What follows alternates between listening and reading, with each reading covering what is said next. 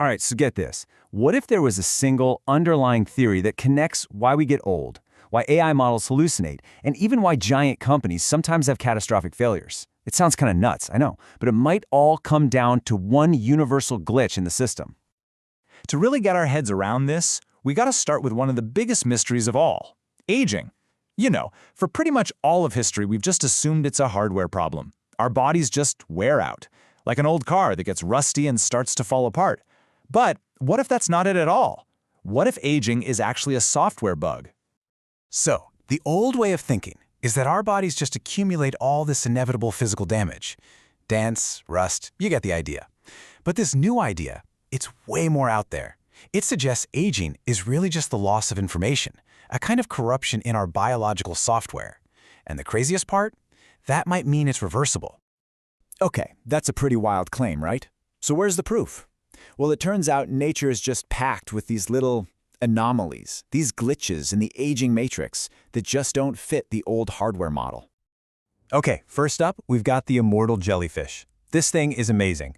When it gets old or stressed out, it can literally hit a biological reset button and just revert from being an adult back into its juvenile state. I mean, it reboots its own software.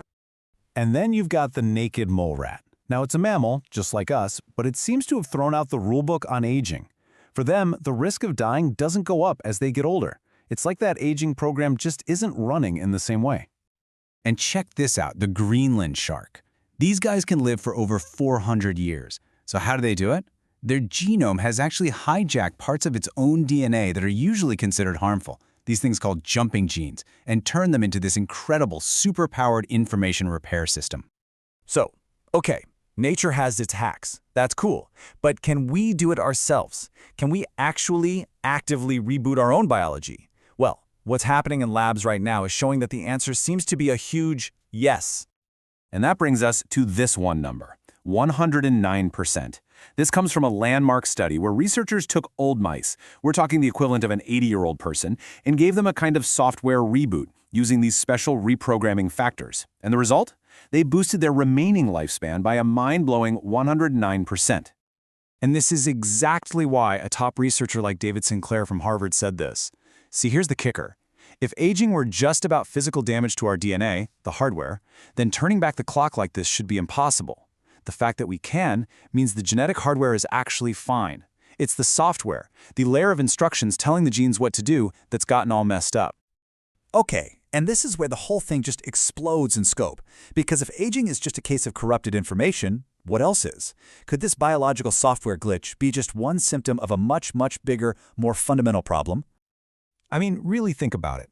What if this exact same pattern, this slow loss of the original clean instructions, isn't just about biology? What if it's a universal bug that explains failures in our technology, in our companies, even in our whole society? Well, it turns out there is this fundamental principle, rooted in the actual physics of how information works, that describes this problem perfectly. And it's all about something called alignment.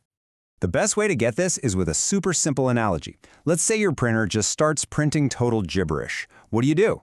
Well, the wrong fix is treating it like a hardware problem, right? You don't buy new paper or start taking the printer apart. No, the right fix is realizing it's a software problem. You reinstall the printer driver. You restore the clean information channel between your computer and the printer, and voila, it works again.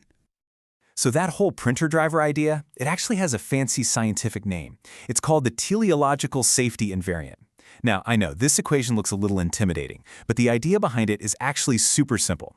It just says that the amount of information, that's the I, that's shared between the goal, G, and the system's current state, Z, has to stay above some minimum level. In other words, a system has to know what it's supposed to be doing. The second it loses that information, it fails.